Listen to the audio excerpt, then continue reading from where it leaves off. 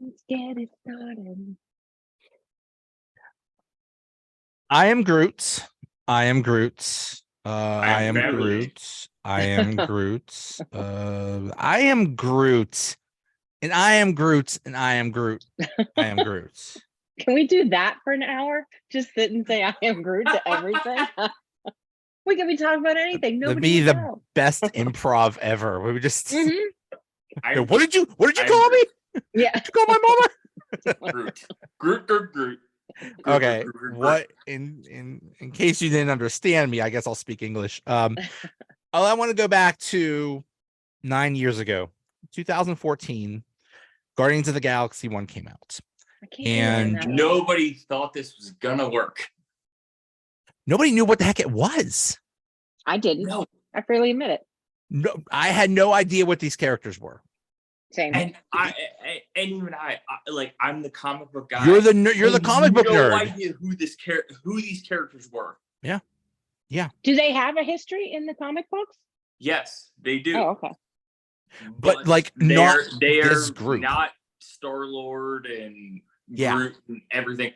They're Yondu and characters you've never heard of. The kind it's of like weird.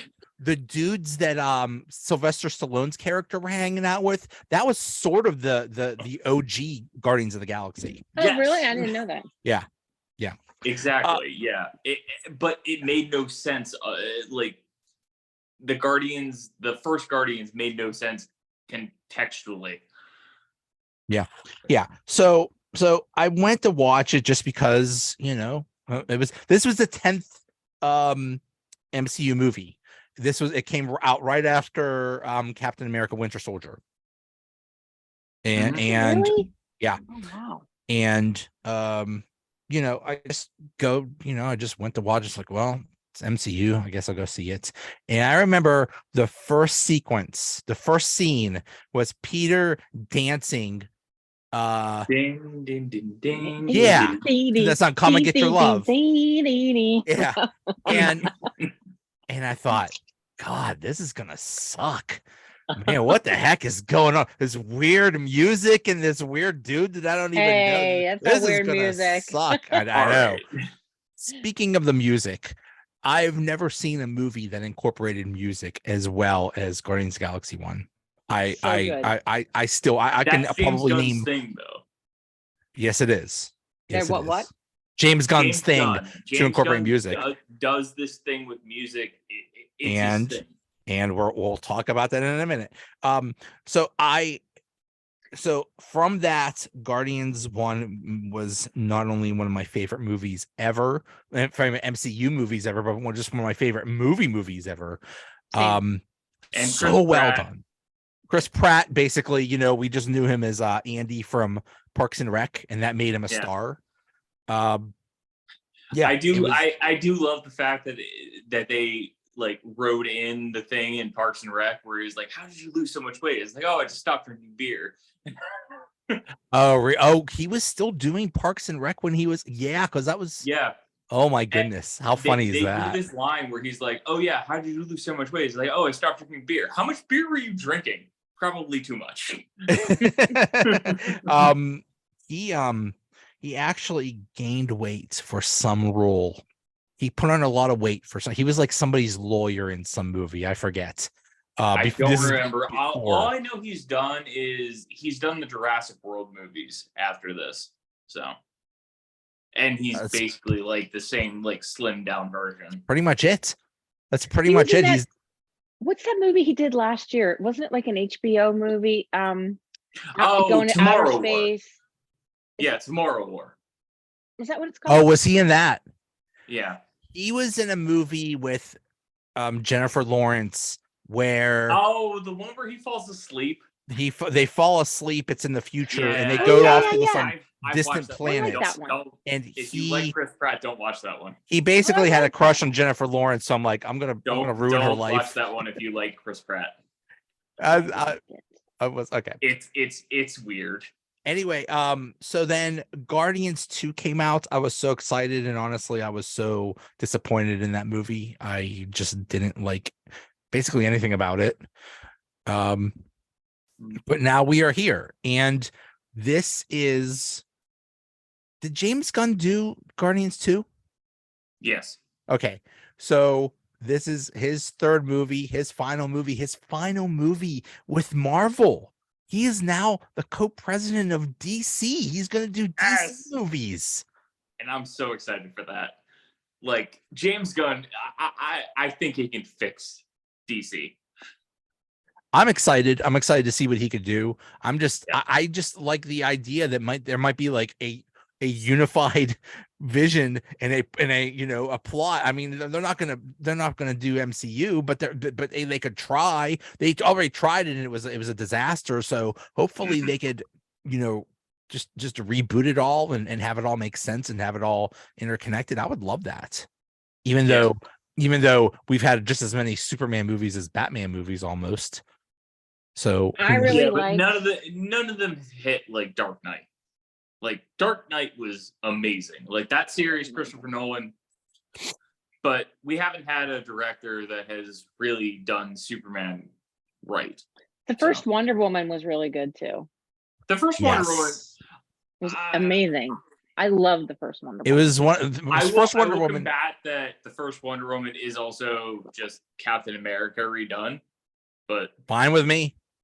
Yeah, fine with me. That was really well done. So. Now Wonder Woman was one of my two favorite superhero characters growing up were Superman and Wonder Woman. Boo. Hell, I got so many. I am right on my desk right now. I have lots of Supermans. I have lots of Wonder Womans. I have always been a fan. I don't know if it's because they're colorful. I don't know why. Spider-Man for the win. Yeah. So this is really a farewell. It's a farewell to James Gunn. It's a farewell to some of these actors and Dave Bautista. He's done. Oh, really? Zoe Saldana's done. Yeah. Aww. Zoe Saldana. They hate being painted. They hate the makeup. Do you blame them?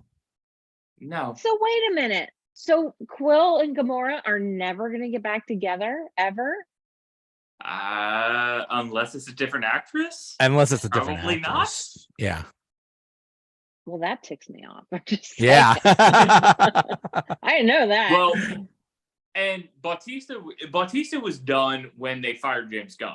When they did that whole thing where they were like, James Gunn, you're out for tweets that were sent about 10 years ago, and then he got fired for a hot second, and then went and did Suicide Squad, and then came back.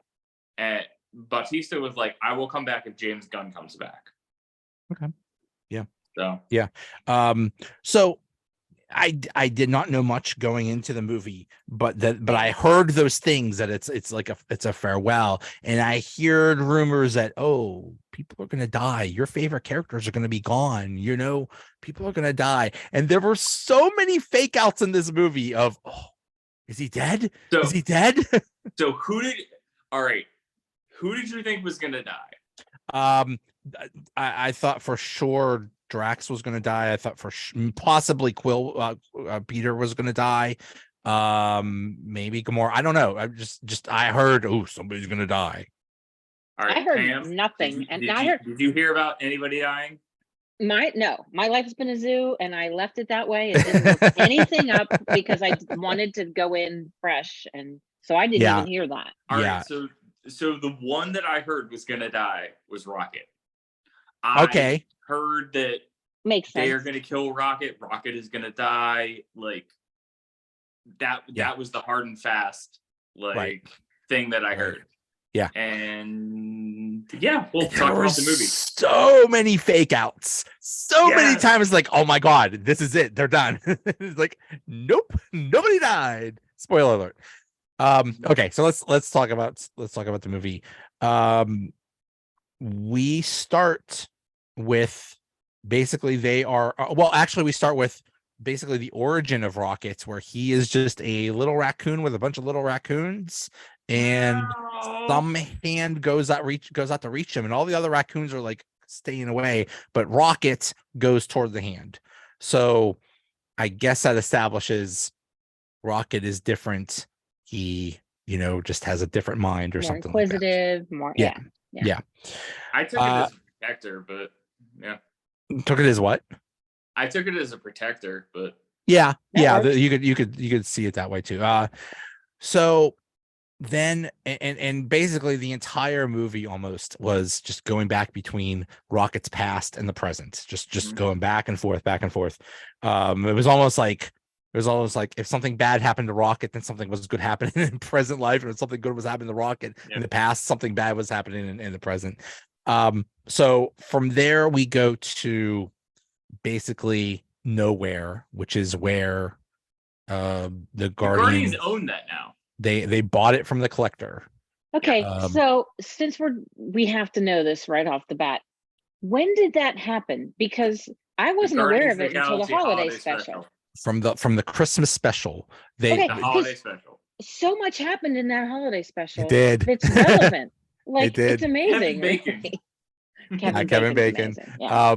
There was just, and it was kind of like a throwaway line in that holiday special. Nebula said, "Well, ever since we bought this place from the collector, blah blah blah," and so I watched that thing 3 times and never noticed. I took that as like part of the course. The nowhere is from the severed head of a celestial, which I thought was interesting. That is the severed head of a celestial. Yeah. Okay. Which they mentioned somewhere along the MCU, because I knew that, and I don't know stuff like you guys do. That was in the first Guardians, and I believe that's in the first Guardians. Was it in also Infinity War or Endgame or something like that? I think it was in one of them. I think it was in another one, because if I knew it had to be somewhere. Yeah. So it might be, but they mentioned it in the Guardians. It's a severed head of a celestial. Okay. So here we talk about James Gunn incorporating music, and this is a perfect song, "Creep" by Radiohead. Oh my god. Oh my goodness. And it basically is the Guardians. It's basically the whole movie. It's like, I want a perfect body, I want a perfect soul, I'm a creep, I'm a weirdo, what the hell am I doing here? I don't belong here. Boy, I'm actually singing pretty all right. It's like, you got a spot for me on your choir there? Come on in. Look, my issue is not with that song. My issue is the Beastie Boys coming in later. So hey, okay. Well, then we got something to talk about. Just real quick. I saw REM in 1995 in Hershey, PA, and at the time REM was like the band, and they were the headliner. Yeah, they and the band that opened up for them was Radiohead, and I thought, who are these losers? What a crappy band! What a stupid! Nobody's gonna remember this Radiohead. This Radiohead is stupid. Meanwhile, you barely hear about REM anymore, and you still hear Radiohead all the time. So basically, the beginning of the scene, or the beginning is just showing that everything is going on in nowhere. They're all trying to make nowhere their own home, and they basically show everybody, and they show Peter. He is drunk because he is sad. He's sad. Everybody he knows, everybody he loves dies. He eventually is. His mom, Yondu, Gamora is basically gone, sort of. So he is really sad. He's basically just drinking himself into oblivion. And they're carrying him back. They're carrying him back, and they're all like, oh, what do we do with him? But the way they carried him back, that was I think a scene in a trailer. It kind of looked like a fake out, like they were carrying, like, and Peter was dead. It's kind of they definitely shot that, and they definitely were like, oh, is Peter dead? Right. Yeah. So it basically establishes that Peter is in a bad spot. Although the scene where he's like, oh, I love you, Gamora. but he touches Nebula. Nebula looks hurt in that scene. Like, Nebula looks like maybe like there's a thing between him and Nebula. Maybe. I don't know. I don't know. I just... Maybe. Well, that is addressed later on. So, so they're doing their thing, and here comes Adam Warlock. Yes. Boom. He is just wrecking everything, and basically he just takes on everybody and basically defeats them too. Adam Warlock is Space Jesus. Space Jesus. He's Space Jesus. Oh my god, I hate what they did with this character in this movie. That's my biggest gripe. Is he I know his mom is in the second one. Is he in the second one? He's in the Cocoon. He's in the post-credit scene of Guardians of the Galaxy 2, the mom sovereign is like, I'm gonna get those Guardians back, and I'm gonna and there's a cocoon there, and she's like, I'm gonna name him Adam, and that was supposed to tease Adam Warlock. So he was still in the cocoon back in Guardians 2 in that post-credit scene. They did him so dirty in this. In the comics, apparently, he was created by the Enclave, which was a bunch of scientists to create a perfect being. Yes, which was also part of the High Evolutionary. Yes, the High Evolutionary. He had a part in that. He's also very big in defeating Thanos, and he has the Mind Stone in his head, and the Soul Stone in his head. It's a big thing. He has a Soul Stone in his head in the comics. Here, it's just like a jewelry piece. That aggravated the crap out of me. He has a very rich history in the comics. He was very involved in. Basically, if you take Vision and maybe I forget his Sorcerer Supreme. You kind of combine those characters in the MCU. Who else I'm thinking? Basically, Tilda Swinton is the Sorcerer Supreme, right? No, I mean Doctor Strange. If you kind of combine those characters, you get what Adam Warlock was in the comics in the Infinity Saga. Maybe I'm just talking out of my butt. Anyway, you know more than I do. So anyway, he attacks everyone. Nebula comes out. Basically, she's Iron Woman. She's got this. Yeah. When did she get a nanotech arm? Thank you. I was like, when did this happen? I have the answer to that. Thank you. She got it from Rocket. You know why? He was so appreciative that she gifted him Bucky's arm from the Guardians of the Galaxy holiday special. Bucky's arm wasn't nanotech? No, but he was so appreciative that he made her this nanotech stuff. I gotta go back and watch the Guardians holiday special. The holiday special was apparently that was important. Apparently. Okay. So and her arm becomes this thing. She's all dolled up. He basically wipes out Groot. Groot becomes a head with a spider. Oh my god, that was very sad. I love him scurrying around with the Groot head. That made me smile. And then Nebula gets a sword, just stabs him. So I guess Nebula's pretty badass. Nebula, she is. Nebula is the most underrated Guardian, by the way. Looks like it. So now everybody is hurting, but Rocket is in really bad shape. Mm-hmm. They go to use the med pack on him, whatever the heck that is, and they can't because he has some kind of proprietary technology. It's a kill code. Yeah, basically. So I don't know how they figured that out, that they have to go to that Orgo planet, but they figure out that's where they have to go.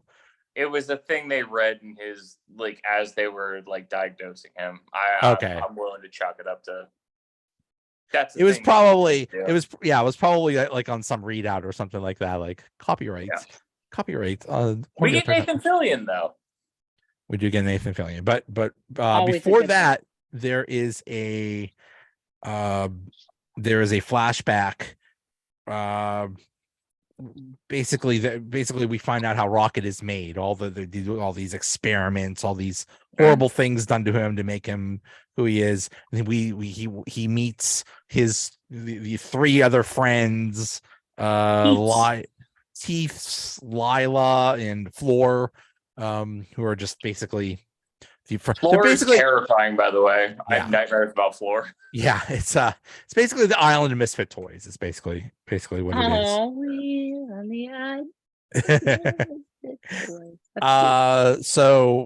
and they kind of help him out. So back in the present, the Guardians go to the Orgoscorp, which is some planet or something is basically organic material. I hated all this gooey stuff. I did like the part where like Quill is trying to talk to Gamora and he doesn't realize he's on like the main channel. Like, oh, it's all very like organic. Yeah, they see Gamora, which is a huge surprise to Peter, but that's how she's part of the Ravagers. She's part of the Ravagers now, which I guess makes sense.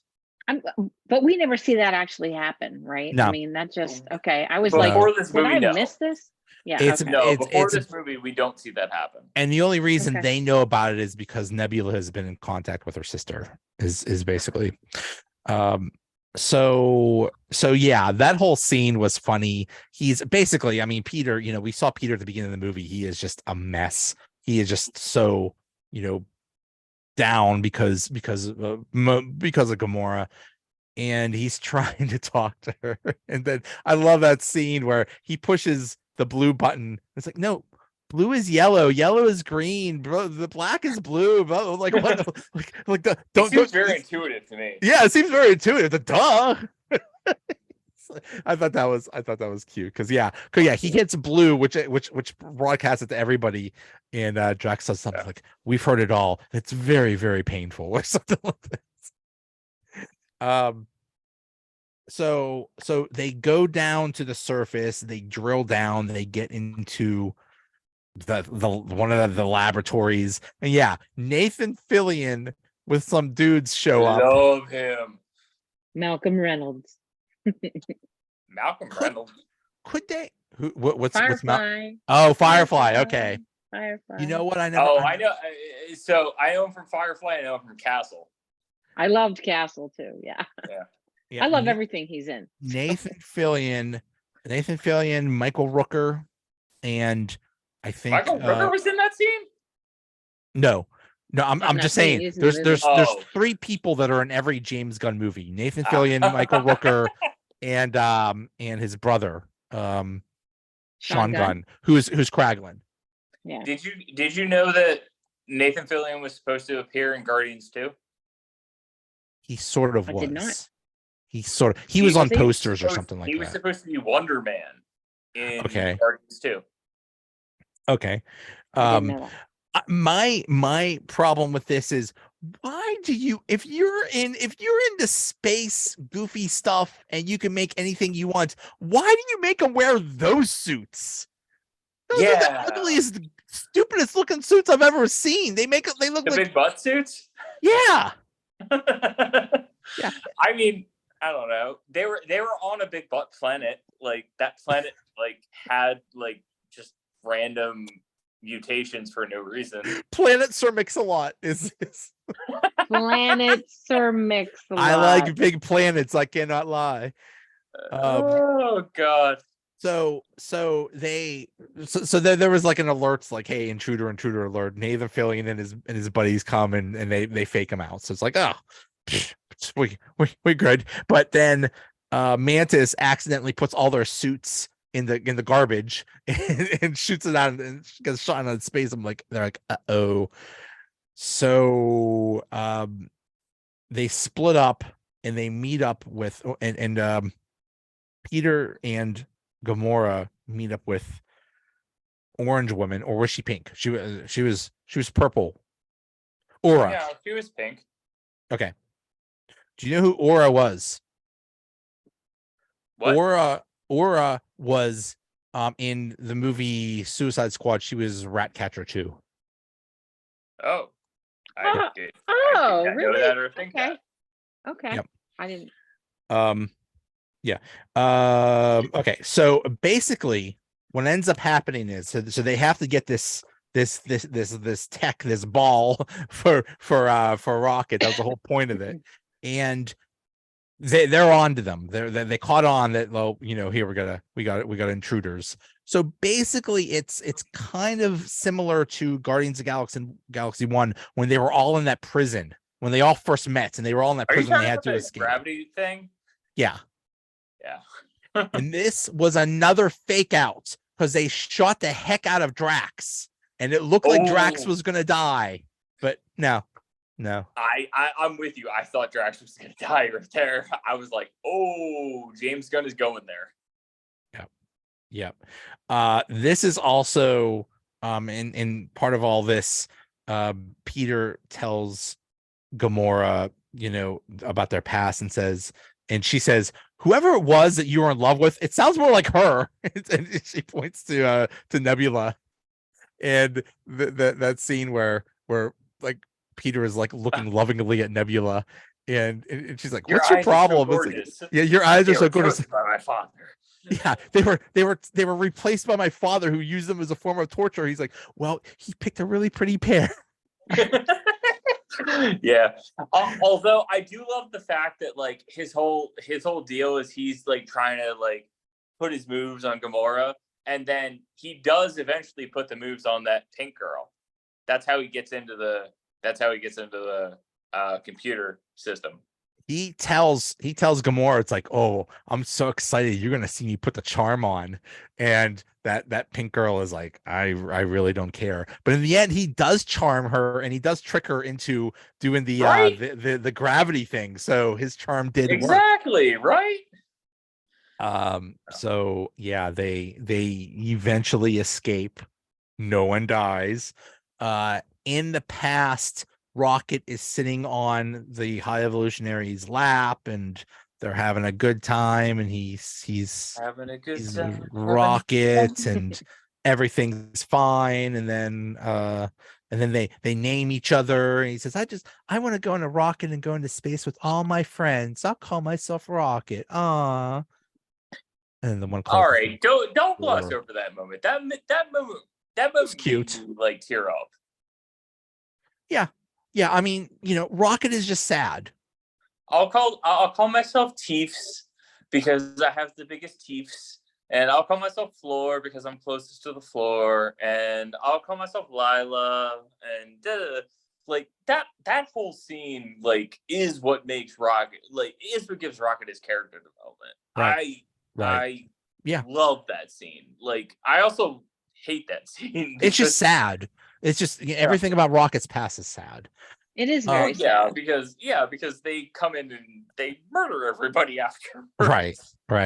Which is terrible, but so the Guardians escape, and then Adam Warlock and what's her face? Mommy shows up. The High Guardian, I guess. What, I forget her name. But Yeah. they catch a Ravager, and they're about to interrogate them, and he's like, I'm not gonna talk, and she says to him, show him we mean business. He's like, okay, and he just vaporizes. She's like, what are you doing?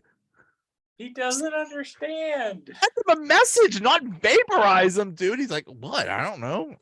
He's a child, though. I do love that fact that they just like keep Adam Warlock like he's a child. Like, he doesn't understand how things work.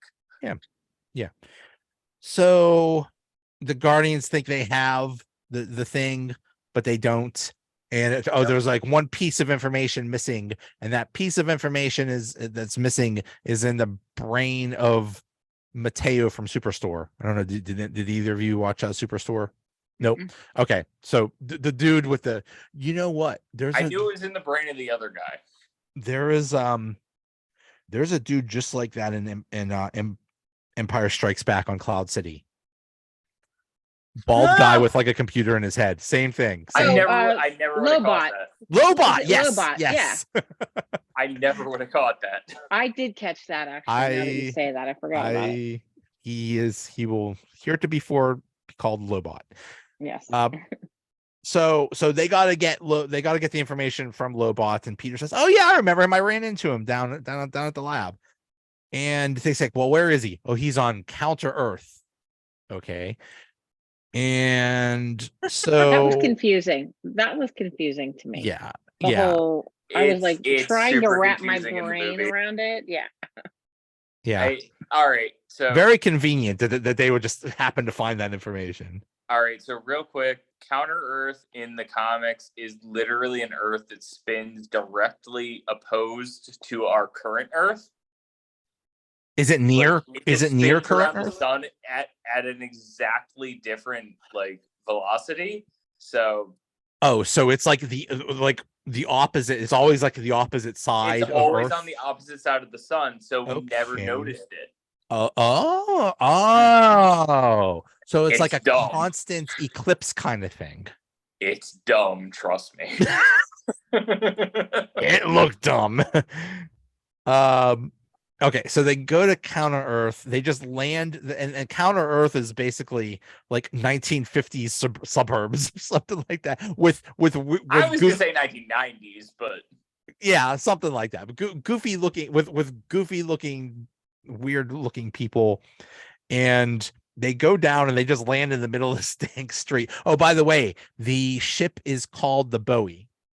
There's been three. There's been three different names, right? Well, there was the Milano, then there was the Benatar, and now there's the Bowie. Now it's the Bowie.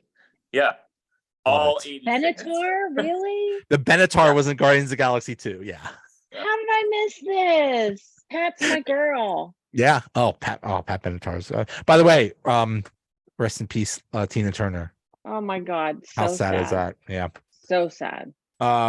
So they land in the middle of the street, which is it's a big ship. This Bowie.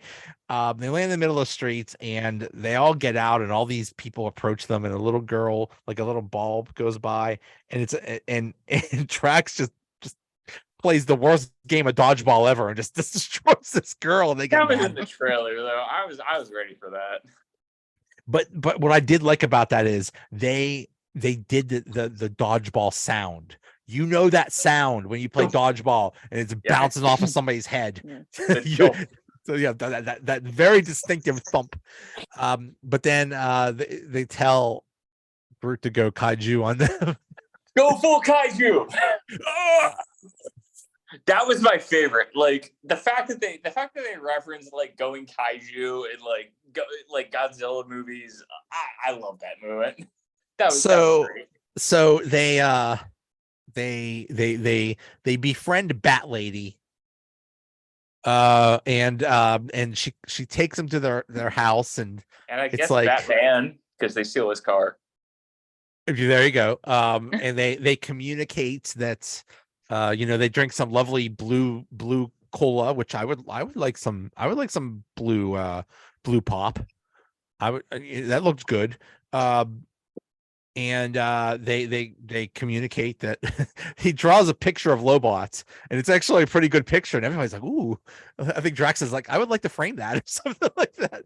But she understands. It's like, oh, he's in that giant spaceship that nobody has seen before.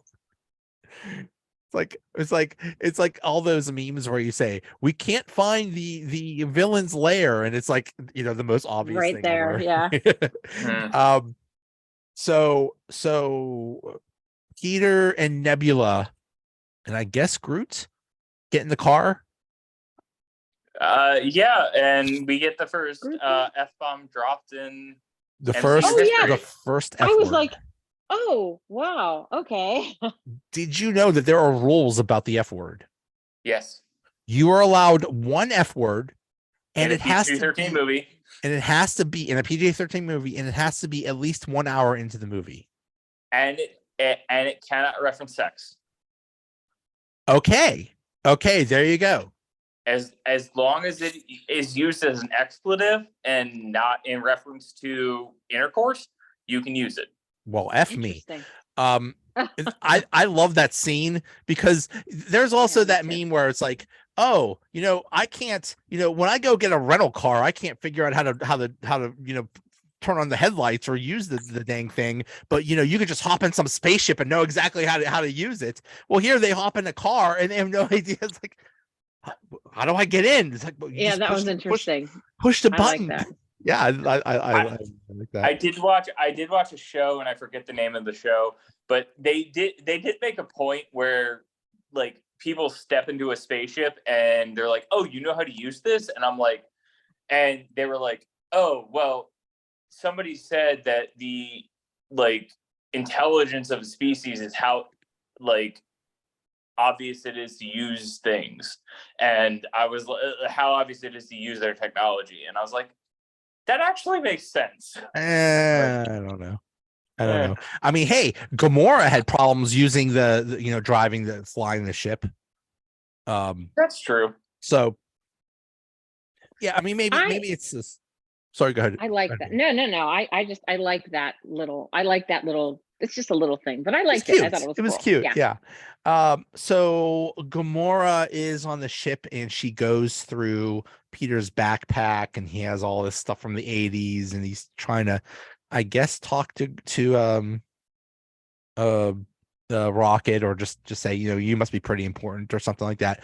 Also of note, Gamora is Gamora after they escape the thing, she's like, I want to get away from you people, and they're like, no, we're not. We have an important she calls them the Ravagers. Yeah, she calls the Ravagers, which actually was the Sovereign picked up the signal, but she talks to, she can't understand Groot, which is very important. I thought that was interesting. That was an interesting way to. I have things to say at the end of this, but oh yeah, that's a big scene. Now, just keep in mind, in Guardians 1, Peter initially did not understand Groot. Oh, just that's saying. Right. Correct. That's right. He didn't. Yeah. You're right. Yeah. So forgot about that. Only Rocket understood Groot in the very beginning. Correct. Yeah. Okay, so Peter and Nebula, they go to they go to the spaceship, this big giant pyramid thing, and they see War Pig. Oh, okay. Judy Greer. No, Judy Greer. Yeah, Judy Dench is like some old her. lady. I love Judy Greer. How did you get Judy Greer to do this part? She Greer does everything. She's everywhere. Was she Ant-Man's wife? Yeah, his first wife. Yeah. Well, his wife. Yeah. Now we go to a flashback where Rocket has been stealing parts, and he makes his own key card so they can escape. He gets out. Lila gets out, and the High Evolutionary's there. And shoots and kills Lila. Oh man, this broke my heart. And then he goes to. You knew it was coming. Yeah, he goes to shoot Rocket, and he misses, but he ends up killing Tiff and Floor. Oh, and Rocket just goes. Rocket loses it, and High Evolutionary is like, why are you crying? And Rocket just rips his face off. So it took me through watchings. I didn't realize that was the reason, the first watching, that the High Evolutionary, he has his face pulled back. I agree. I didn't get that at first. It took me 2 watchings, and I was like, holy crap, that's because Rocket ripped his face off. Yeah. That's why he looked like RoboCop. Yeah. Between RoboCop and Skeletor. I love that. Yeah, so Peter and Groot get up to the to meet the High Evolutionary, and And Peter says something like, I don't need to hear your madman crap because you had mommy issues or something like that. Or basically like, I'm tired of the bad guy explaining his plan or something like that, which is true. Like, yeah, I get that. No, trust we, me, I get that one. Can we not?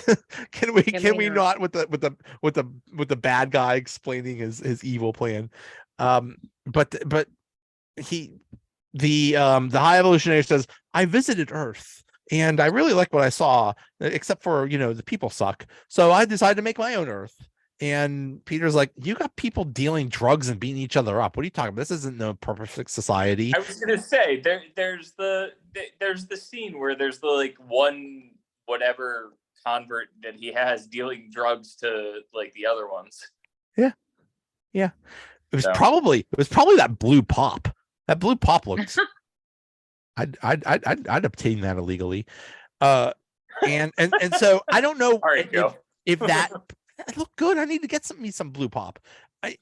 I don't know if at that point it was because of what Peter said. He's like that the High Evolutionary is like, okay, fine, I'll blow up the planet. I don't know why. It's like it's a coincidence or what, but he just blows up the planet. He just everything starts exploding, and everybody dies, including Adam Warlock's mom. Yeah, but he didn't care about Adam Warlock's mom. He said they were a failed experiment. They were like he says it early in the movie. He says they were something with I forget exactly the line, but he basically says that they were a failed experiment. The High Evolutionary created the Sovereign. Yes, but he said they were failed. He doesn't recognize them as like his perfect beings. The thing about the philosophy of the High Evolutionary is, if it's not perfect, then kill it. Yes. So that's exactly why he kills the Sovereign. Meanwhile, all of the Guardians have some kind of imperfection or are broken in some way, and that's what you love about him. Exactly. Yeah, exactly. Well, but he's frustrated because Rocket figured out something that he couldn't figure out. Yeah. That's his big, for whatever I'm gonna say, that's his character arc. He is frustrated because Rocket figured out something he did, and he needs to get Rocket there's back something about Rocket that's different than anybody else. Exactly. And including there was that one scene where they made a Ninja Turtle, but the Ninja Turtle was too angry, so they had to kill it. And Baby Rocket says, "Oh, I know why. It's because of this thing." And he's like, "How the heck do you know that, dude?" Exactly. Yeah. No. That's the entire scene as to why the High Evolutionary wants Rocket. Like that entire scene is he figured out something that the High Evolutionary didn't figure out, and the High Evolutionary's pissed. Yeah. That's why that's actually why he kills his friends, because he's like he can't accept the fact that he didn't figure it out first. I was just gonna say, Counter Earth is a big place, because one of the things he says is, you and your batch, you're never gonna, because all they wanted to do is all Rocket and his friends wanted to do is just hang out on Counter Earth, and High Evolutionary is like, oh, you're never gonna be on there. You're not perfect enough. So I guess it's like, why don't you just let them go? It's like, no, because they're not perfect. So I guess they had to be eliminated. I didn't take it that way. I took it that Counter Earth came after, and it came after because Rocket fixed it, and the High Evolutionary couldn't take the fact that one of his creations fixed the thing that made them aggressive, like corrected them. Okay, I could see that. I mean, yeah, that's how I took it. So I do. We're skipping ahead, but yeah. So there's a lot that goes on. Okay, so the planet detonates. They find these on this pyramid. They find these children locked in cages. Oh, who is it? Nebula and Drax and Mantis. They're stuck outside the pyramid, and the pyramid is going up into space because and then Groot and Quill like dive out of it. And and then Groot decides that he can grow wings now, so that's a thing. Sure, let's make him a hang glider. Sure. Look, if that is the giantest leap this movie takes, I'm willing to go with it. I am flying. They so they land, and Peter, the Lobot says, "You're gonna kill both of us," and Peter's like, "Well, maybe one of us." So he like drags him through the ground and kills him, and then he removes his computer from his head. So and that's what the thing that has the information for rockets. Oh yeah. It gets confusing now. So somehow it does get confusing. I'm sitting here thinking, where are we in the where movie? are we? Yeah. So Peter and Groot are on the ground. It's and then okay. So at some point, Adam Warlock comes for, or was it Warpig? Oh yeah, Warpig and Adam Warlock come for Rocket, and Gamora. It a lot happens, and then Gamora hides Rocket. And kind of Adam Warlock and Warpig are like, "Yo, dude, we're trying to do the same thing here." And Adam's like, "No, I need credit, so my people are saved." Oh yeah, he needs to get credit for it. Yeah. And then does he just rip the head off a Warpig? I don't remember. I think he. I forget. Warpig, but I mean, again, basically, Gamora takes Rocket and hides, and then I don't remember what happened. So Nebula and Drax and Mantis are on the pyramid. They get in because they and Drax like talks to the kids. And, right. Yeah. There's all these little kids, and Drax is really good with them. And Nebula's yelling at everybody, and Mantis is like, "I'm tired of you yelling at everybody. Stop it. Just because your daddy was, the destroyer of the universe and yelled at everybody doesn't mean you have to yell at everybody too." I do love the moment where Mantis where they get trapped in the like pit, and you think it's gonna be like, it's gonna be like Star Wars where they get trapped by what is that? Those monsters. Yeah, and she's like, they don't eat people, they eat batteries, and she just like hypnotizes them, and they just like become her like minions essentially. I loved that. That was amazing. Those things are called obelisks, and in I believe the opening scene of Guardians 2. Yeah, that's the thing that we're fighting. They were all fighting Drax, that jumps thing. into the stomach and just like, and he like just keeps stabbing it, but like it doesn't kill it. They're going through hell trying to defeat this monster, and Mantis is like, "Hey, cool, chill, and we're good." So that makes me appreciate Mantis, though.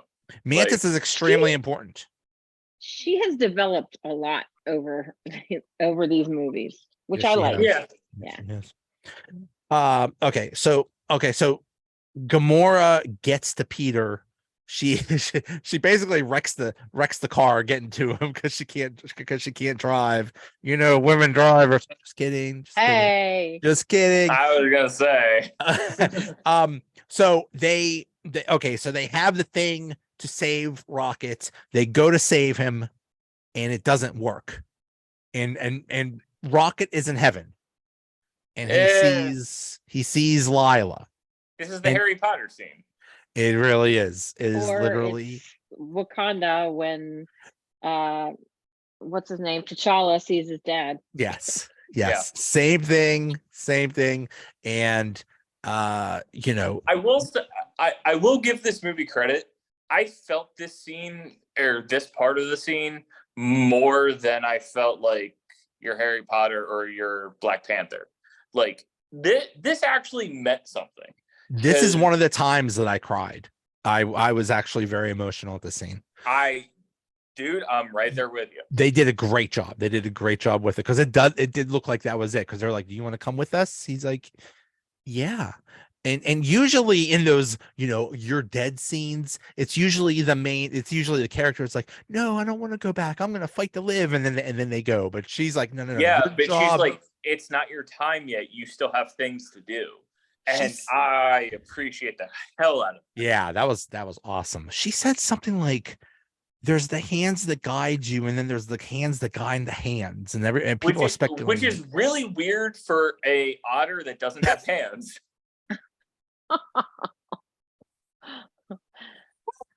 Okay. All right. Philosophical otters that don't have hands should not be a thing. But yes, it was an excellent point by the talking otter. Yes. So he decides. So he decides to live. Everything is working again. Rocket is back together. Rocket is good. He wakes up, and Nebula and Drax and Mantis are trying to reach Peter because they're all preoccupied with trying to save Rocket. I mean, like Peter's like doing CPR, doing everything, and Gamora's like, that's it, he's gone, and he's like, no, and then he finally comes back, and Rocket says something like, where's Nebula? And it's like, well, Nebula's not here. It's like, well, her she's trying to contact you. And when dude, I straight up thought Rocket was gonna die in this movie, and I thought that was the scene. I thought they were going to go through all of this and Rocket was still going to die. So I was not okay. So they contact Nebula and they're like, where are you? It's like, I'm on the ship. Where are you? It's like, not on the ship. Not on the pyramid thing. And Rocket says something and Nebula's like, is Rocket okay? And Nebula is so happy. And I'm trying to hold it together and talking about it. Now, remember, after the snap, the only Guardians that were alive were Nebula and Rocket. So for 5 years, they were together, and I'm sure they formed a great bond. Yeah. And so she was so emotional. It's like, oh my God, Rocket's okay. And then and Drax and Mantis found that too. So, I didn't put that together, but yeah, you're right. That's so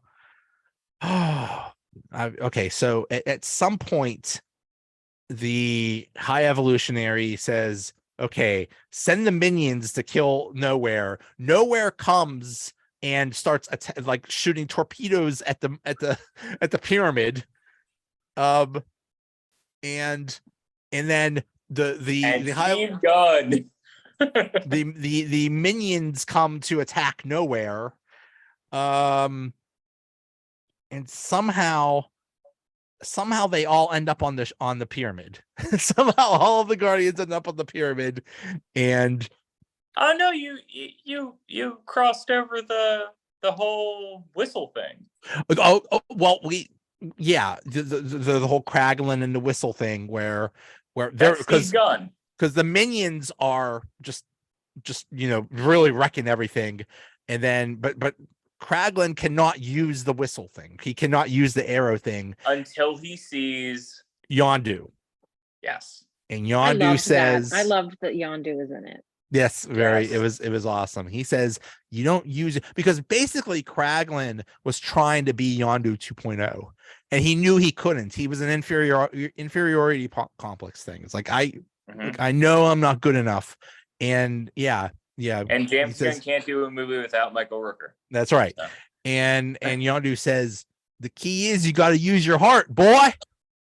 So he finally figures it out, and he uses the arrow to basically defeat all the minions. Pretty much everybody except for the last one, and then Cosmo comes in. And then Cosmo, yeah, that's when back in the beginning of the movie, Kraglin cannot. He's trying to figure out how to use the arrow, and he can't. And then Cosmo is like, "I got you." A bad girl. Yeah, he calls her a bad dog, and yeah, you don't call a dog a bad dog. And then he says and then when Cosmo says it's like, you're a good dog. So yeah, that was cool. That was a fun moment. So they all end up on the pyramid, and here we go. No sleep till Brooklyn, And you got a problem with that, Andrew? I just that song is so overused. Like, I'm old and I didn't mind it. Come on. I don't mind it because that fight scene is freaking phenomenal. Like, don't get me wrong, that fight scene is amazing. I'm not gonna knock that fight scene. It's one of my favorite songs ever. And all right, so I'm probably jaded because I also watched the Mario movie like a few weeks beforehand, and they do that exact same song in the final fight scene because the Mario brothers are apparently from Brooklyn in that movie. So it's a lot. So the first time I went to New York City and I was like on one of those tour bus things and we went into Brooklyn, I played that song and I have no shame. I love that. That song is so overplayed for me. Like, I love it. I love it. It's one of those songs that gets stuck in my head, and I'm perfectly fine that it gets stuck in my head. Yeah, that hallway fight scene was one of the coolest of all the MCU movies. The way the way they shot it, the top 2 or 3 of like my favorite fight scenes of all time.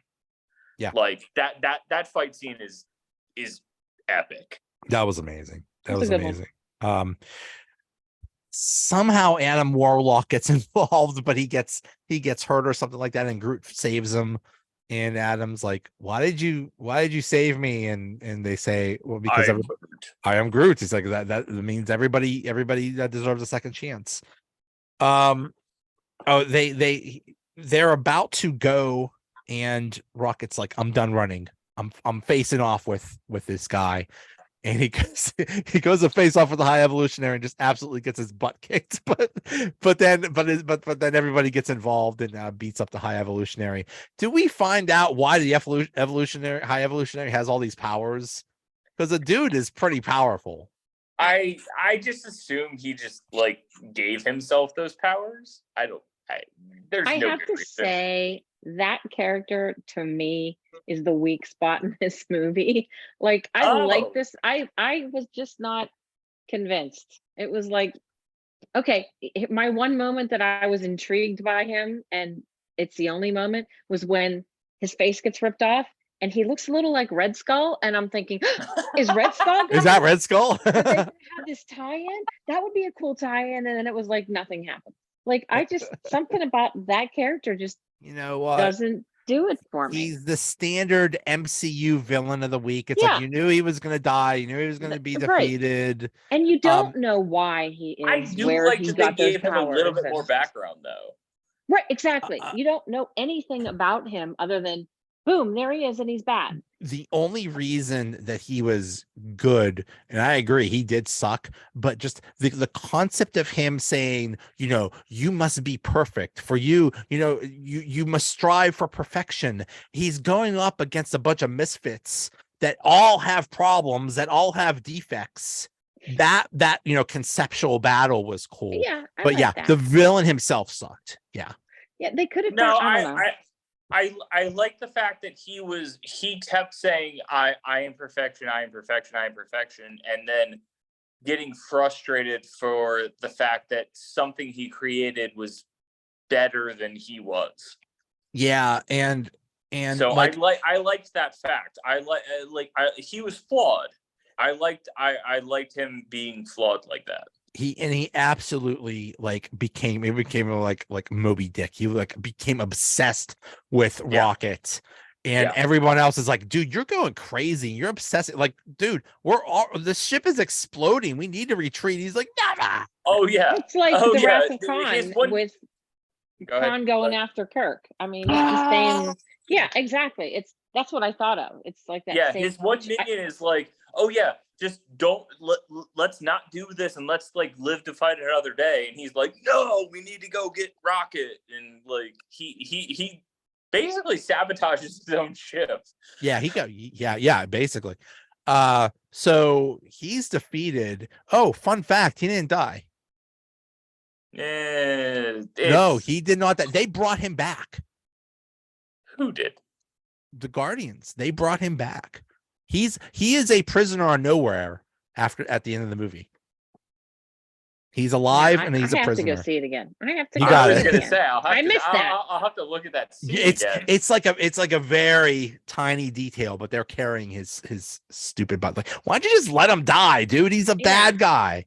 He's It's not like, that- it's he's like not that because they're the exciting. good guys and they don't kill. Moff Gideon or except whatever. for all Same those hundreds of things that they killed Moff on that. Gideon. same concept. He's a Moff Gideon of this movie. I get that. By the Yeah. way, the actor that played High Evolutionary was on Peacemaker. I didn't know him. I didn't know him didn't know the either, actor. but Yeah. I'm not surprised that he was on Peacemaker because James looking. Gunn. That was a is the James Gunn director of thing. that. Yeah. So, okay. So now they have to escape and they have to take everyone off the ship. But first they said, this is one of my favorite scenes. Is they're rescuing all the people, and then Rocket sees all of the animals. Yeah. And he's like, we have to save them too. And I that's where Rocket loved that. realizes that he's a raccoon. And that's I love when that. I appreciate that too. Like that moment where he like sees that he's a raccoon, he's like, I'm Rocket Raccoon. And I'm like, finally embraces that. character development. Yeah, I love that it. was cool. Throughout almost all of the MCU movies, beginning with Guardians of the Galaxy 1, they call them a rabbit and a badger and a and a trash panda and what else? All these different things. Well, And he even- always denied that he was a raccoon. yeah. So he's like, there ain't nothing like me but me. Right. And he finally So- embraces that he's Rocket Raccoon. Oh God, that gave me the feels. So everyone is able to get off. Peter is about to get off, but his Zune is left behind. So he goes to grab his Zune. I love that he went from a cassette tape to a Zune. Like I was like, ooh, 300 That songs. was given to him in the second Guardians, though. by Yondu. Yeah. Yeah. That was yeah. a present wrap that he hadn't opened until that scene. Yeah, I love that. Yeah. So he's safe, but he has to go back to get the Zune. Then when he goes back to get the Zune, now he's stuck. He tries to like shoot his way out with the hose or something like that, and he looks like he's just about to make it, but he misses, and now he's in space, and now he's dying. I have two things to say about this.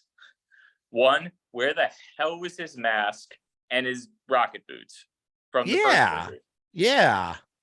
Second, Good point. Did y'all think Gamora was going to jump in and like save him? Because I did. I thought this was the moment that Peter was going to die. I thought I this was didn't think Peter was going to die. okay. Well, I knew none of that, so I didn't expect him to die. So. But Adam Warlock comes and saves him. And yeah. So everybody's off now.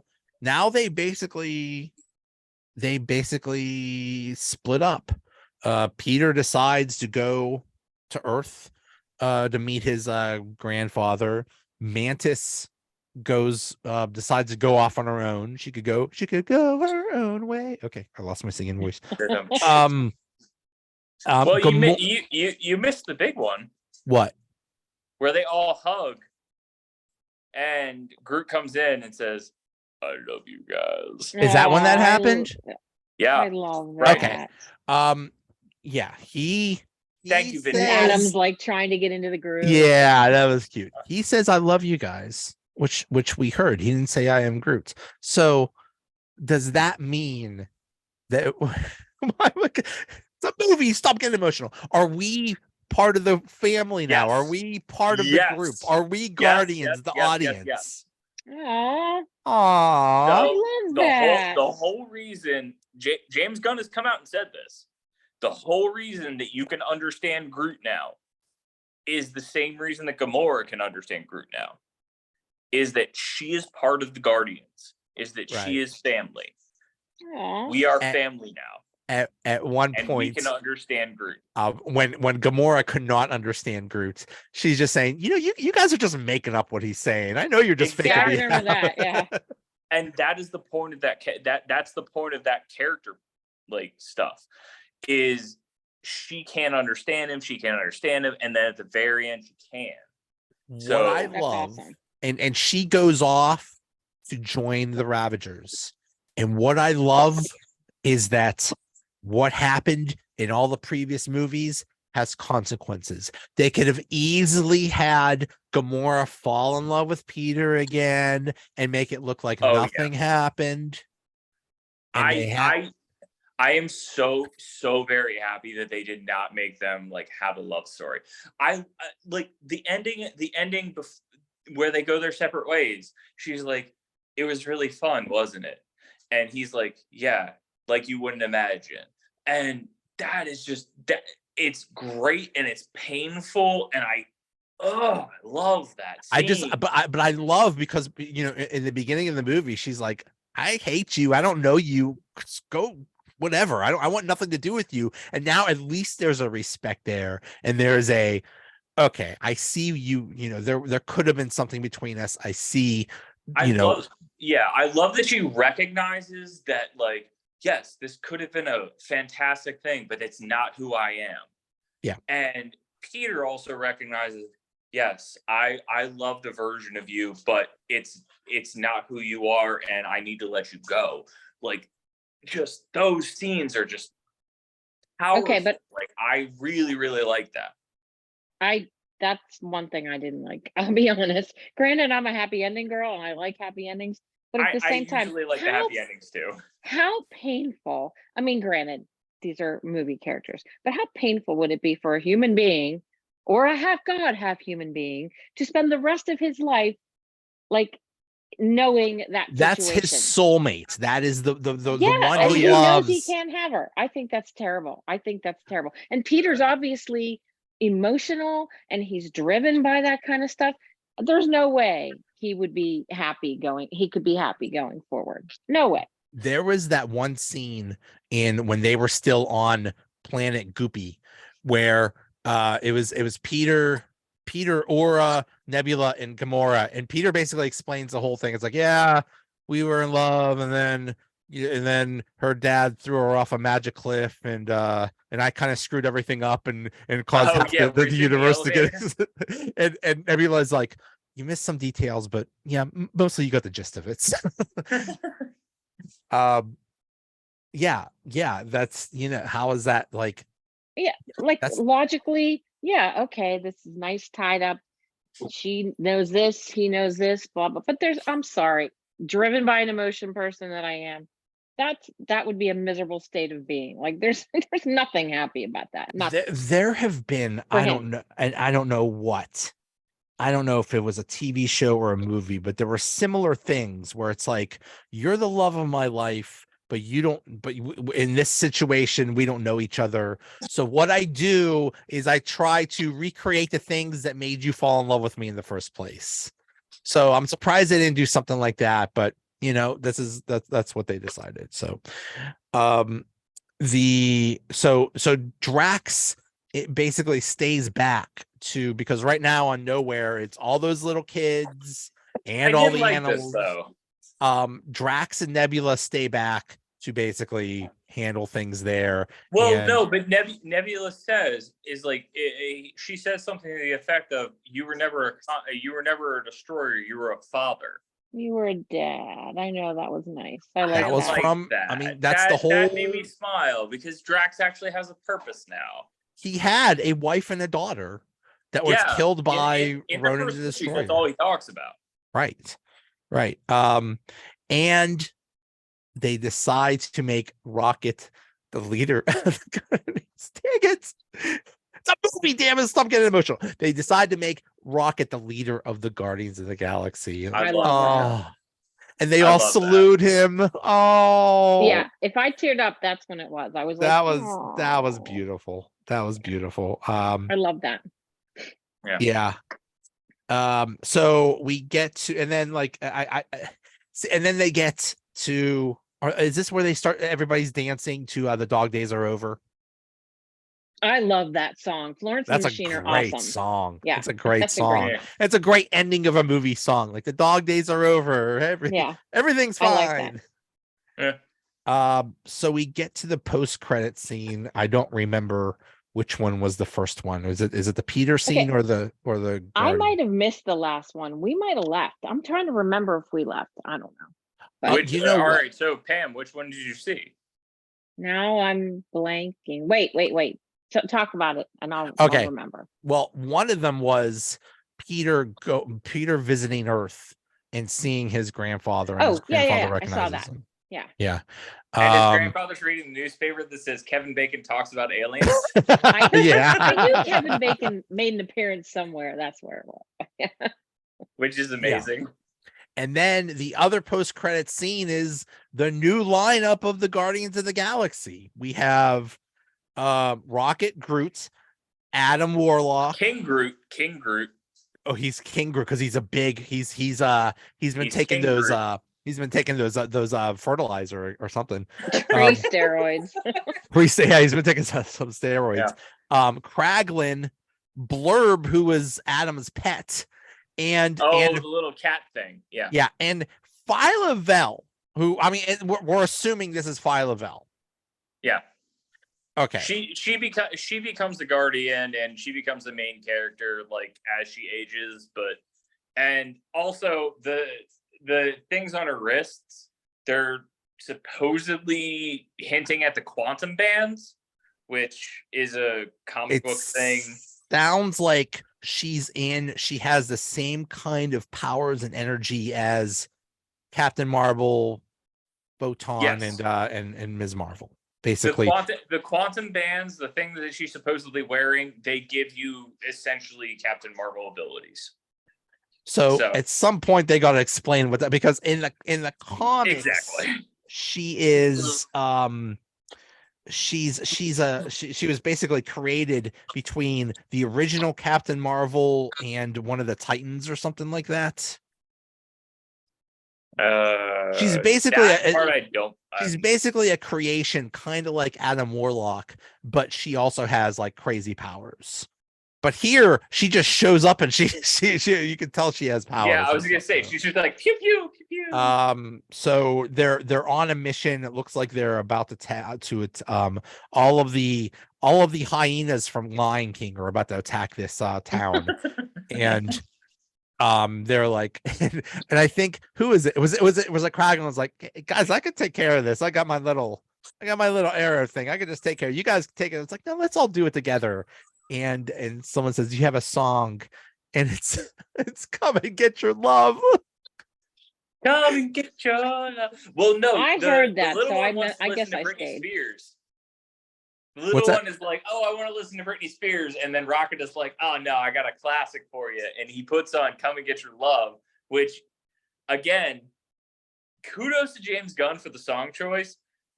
They opened with "Come and Get Your Love," and they closed with "Come and Get Your Love." It's awesome. Awesome. It's perfect. That's perfect way to end it. The music is perfect. I have the Guardians 1 and 2 soundtracks, and I listen to them a lot. Yeah. Also, when Adam Warlock first appears and attacks everyone, the song is "Go Crazy on You" by Heart. And he's going crazy on them. Yeah. So now that James Gunn is completely, this is his last MCU movie. Like, he's done. Yeah. Do you guys have hope that he's gonna reboot the DCU and like do it right? I don't care. And here's why. You don't care? No. Let me explain. I don't know what's going to happen, but I was really tired of random Batman movie, random Superman movie, random Wonder Woman, random that had no connection to anything. They're just it had no direction. So if one dude comes in and actually gives all these movies a direction and makes them make sense, then it's a huge success. That's all I want, is something that makes sense. All right. yes, those movies were all enjoyable. I liked the first Shazam. I hated the second. I hated Wonder Woman 1984. Hated that. Was terrible. Wonder Woman 1984 terrible movie. That was a terrible movie. And I heard. So was the second Shazam. Sorry, go ahead, Pam. No, I was just going to say, how do you take that cast and make a movie that bad? That blew my mind. You got to go out of your way to take all that talent and suck.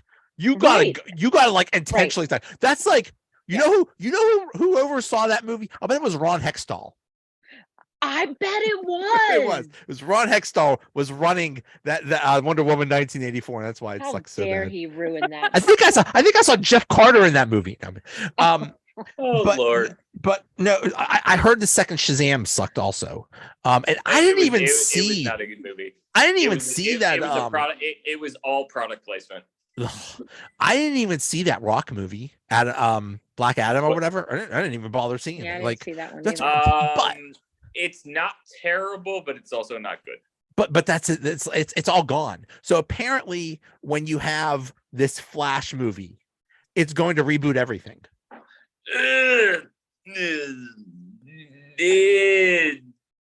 There's things. That Flash movie was still made during the old guard. Okay. So even that Flash movie might be like the last of the standalone movies. It's the last of that old generation. They're not bringing back Ezra Miller. They're not bringing back anything else.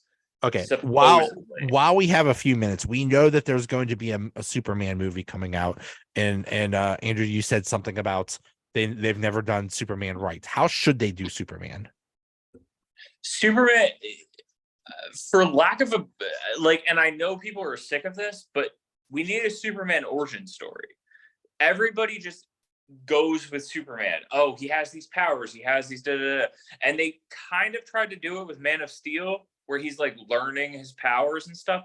But they need a Smallville Superman that's learning how to be Superman and then going and trying to be like that kind of like character. But I watched Smallville for 10 years.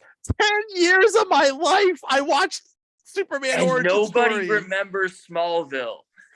He never put on a damn suit. I waited 10 years to put on the suit. Nobody in the millennial age remembers Smallville. Pam, did you ever watch Smallville? I did, and I'll tell you why. Because my friend's husband is a composer and won an Emmy for composing music the first season. No way! Oh, very cool. Yeah. Nobody watched Smallville. Oh, okay. Well, I didn't watch beyond the first season. It was nobody watched Smallville. But still, okay, fine. I don't care. Do another origin story. I'm fine. I don't care. You know, like I said, Superman is my all-time favorite character. So I'm never. Oh yeah. Oh God, yeah. Oh. It is. I don't care what it is. Spider-Man if you said there was a movie of 2 hours of Superman like in a porta potty, just having like really bad, Taco Bell diarrhea or something like that, I would watch that. I just can't. That's terrible. I like I said, I love anything Superman. If it's Superman reading from a phone book, I would watch that. And they did a study back in the 90s, and I don't know if they've done another one since, but the most recognizable character internationally, Spider-Man. Okay. Well, I'll bet Superman was number 2. Superman was number 2. Or no, I take that back. Batman was number 2, and then Superman was 3. Yeah. Okay. I like Batman better than Superman. Sorry. Okay, that's fine. I just like Spider-Man better than both of them. So as a kid, I do too. As a kid, I remember this vividly. We went to Kmart and my mom said you could buy Superman underoos or Batman underoos.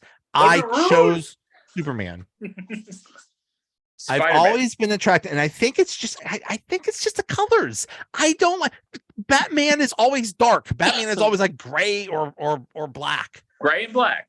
Spider-Man, blue and red. He's always colorful. Blue and red. Yeah. So I mean, I don't care, but it's like I've seen so many Superman or stories. Just I don't care. Just do something. But just like I said, so I'm excited because it's a whole new thing, and hopefully, if you really want like some good Superman stuff, I would recommend the DC animated things that are on HBO. They really do, for whatever Marvel is doing, like the movie stuff really well. The animated stuff, DC's kicking their butt. Like the DC animated stuff, it's really good. We'll see. So if you want to see a good version of Superman, good version of Batman, good version of Green Lantern, like go. I would say go there. All right, guys. So great. I'm so happy to talk to you guys. I know. I miss you guys. So glad we got to talk. Something soon. We'll do something soon. All right. See you guys. All right. Peace out. Bye.